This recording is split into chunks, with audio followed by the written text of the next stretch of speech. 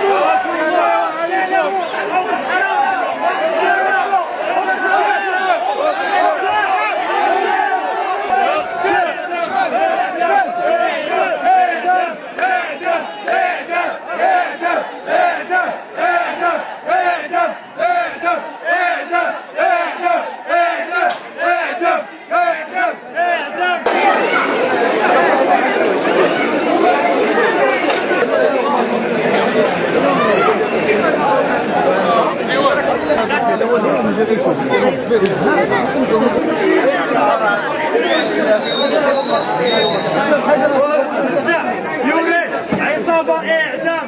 الشعب يريد عصابة إعدام.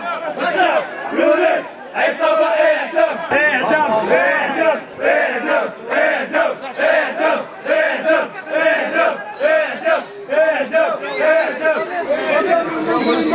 إعدام المسلمين. إعدام المسلمين. إعدام المسلمين.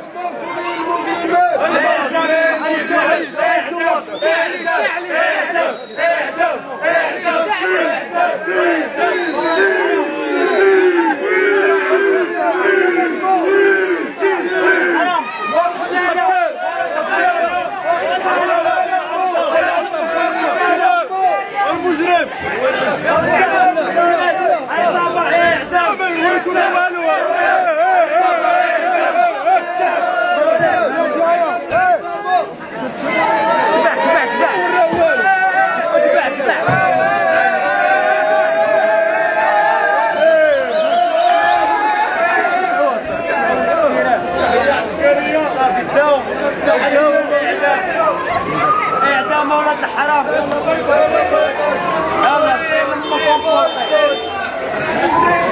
حيدوا السيفه من تما شوفوا كما كنا جالسين مع الدراري ما علينا ما بينا في حركه كنسمعوا سيارات ديال الامن دايزين من هنا وحنا نتبعوهم ولقينا الناس بزاف هنايا ولقينا يلاه جات الشرطه العلميه كانت تدير ديك الالتزامات ديالها الخاصه فالالتزامات الخاصه وسولنا الدراري قالوا لنا راه وقعت واحد الجريمه ان واحد الصحفي واحد السيد ولد الحومه كان هنايا مات وحنا نتخلعوا قلنا او حنا في الحومه هذه وطرات هذه الجريمه صعيبه هذه القضيه كيفاش الحيتيات ديالها وكيفاش من جات هذه الحيتيات باش طرات هذه الجريمه صافي بقينا كنقولوا في هكا كنقولوا كيفاش طرات الجريمه وسمعنا انه هذا الصحفي كان مصور وانه عنده واحد الماتيريال هام وانه كانوا دخلوا شي الدراري كانوا تعشاو معاه ولا مع اصحابه وتعشاو معاه وبغاو يسرقوا ليه الماتيريال ديالو وربطوه وقتلوه. يعني كيف ما قلت لك حنا يعني تفاجئنا بهذا الموت ديال هذا السيد هذا ما عمرنا ما سمعنا ليه زعما شي اخبار خايبه او لا شي زعما شي نهار وقع له شي مشكل مع شي حد هنايا. طريقه باش تقتل زعما لا اله الا الله ماشي شي طريقه زعما الانسان اللي ما تبغاش حتى العدوك كيف ما كيقولوا والله يرحمه ويوسع عليه. ما قال لكم الطريقه باش حنا انا قلت لك كيف ما هكذا تفاجئنا انا هبطت من العماره كانت غادا غير مسخره كتبان ليا البوليس هنا وداك الشيء قالوا لنا السيد لقاوه في دارو انا على حسب ما عاودوا لنا لقاوه في دارو مكتف مضروب بطريقه وحشيه.